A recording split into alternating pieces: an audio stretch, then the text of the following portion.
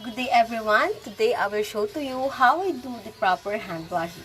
So first we must define what is hand hygiene. So hand hygiene is defined by the World Health Organization as a general term that applies to the hand washing, the antiseptic hand wash, the antiseptic hand rub, or the surgical hand antisepsis. So there are five moments for the hand hygiene approach. So we must remember the two before and the three after. So first before is the before touching a patient, before clean or aseptic procedures, and then the after body fluid exposure or risk, after touching a patient, and after touching the patient surroundings. So now what we must define what is hand washing. So hand washing is a act of cleaning one's hands with the use of any liquid with or without soap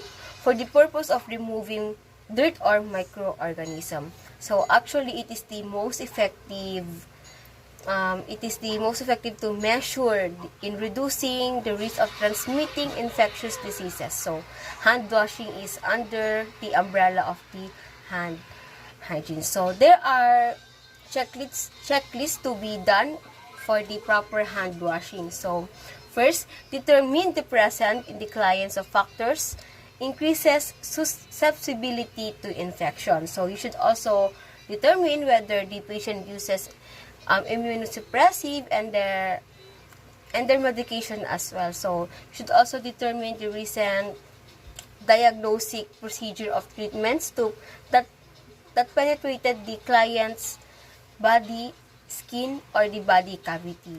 And then you should also determine the signs and symptoms indicating the presence of infections. We have the localized signs and the systematic indication. So under the localized signs, we have swelling, we have pain or tenderness, and so on. So under the systemic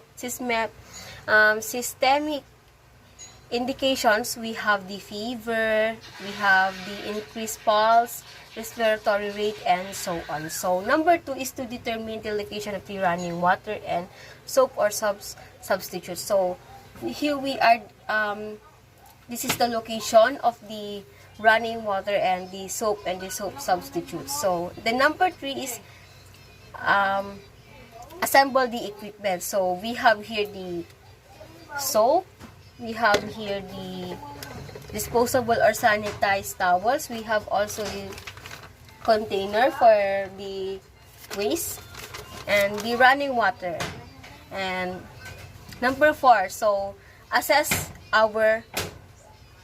we should also assess our hands. So we should assess our nails. So why do we need to assess our nails? This is because the short and natural nails are less likely to harbor microorganisms, scratch a patient, or puncture gloves. So we should also remove our jewelry. So why do we need to remove our jewelry? This is because microorganisms can lodge in the settings of jewelry and under rings. So removal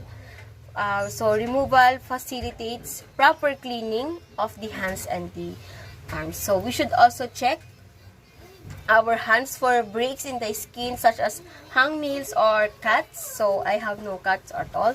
So this is because a health provider who has open sores may require a work assignment with decreased risk for transmission of infectious organisms.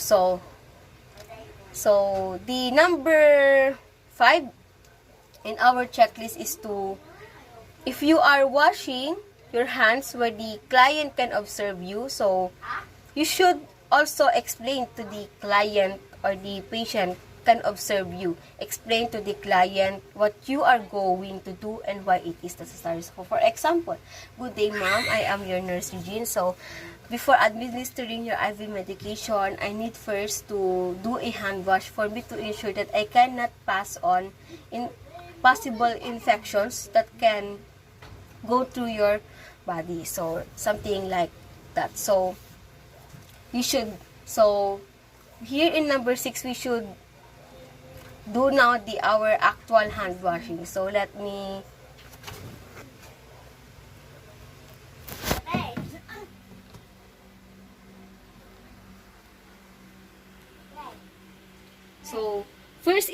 turn on the water.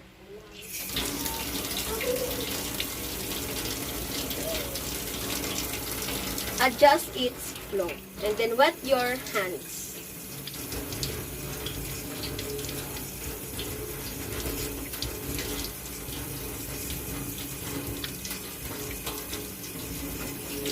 Second is to apply soap.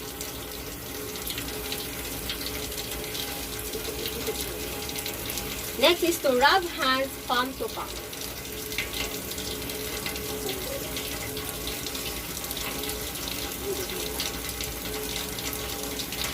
The next one is right palm over left dorsum with interface finger and vice versa.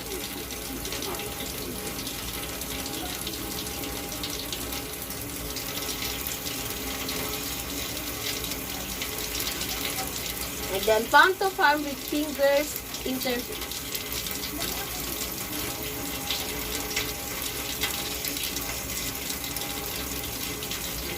The next one is backs of fingers to opposing palms with fingers interlock.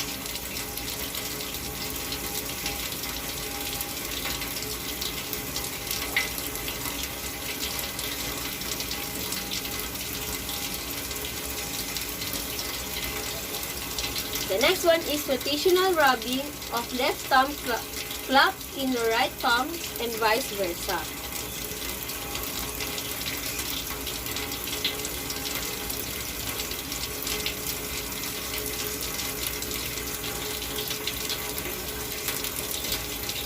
And now you should do your rotational rubbing backwards and forward with claps, fingers of right hand in left palm and vice versa.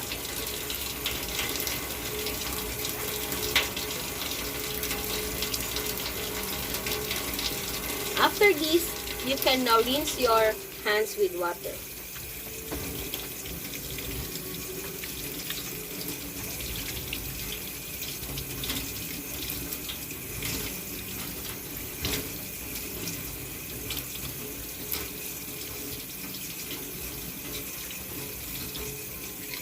And now, you can now dry your hands thoroughly with a single-use towel.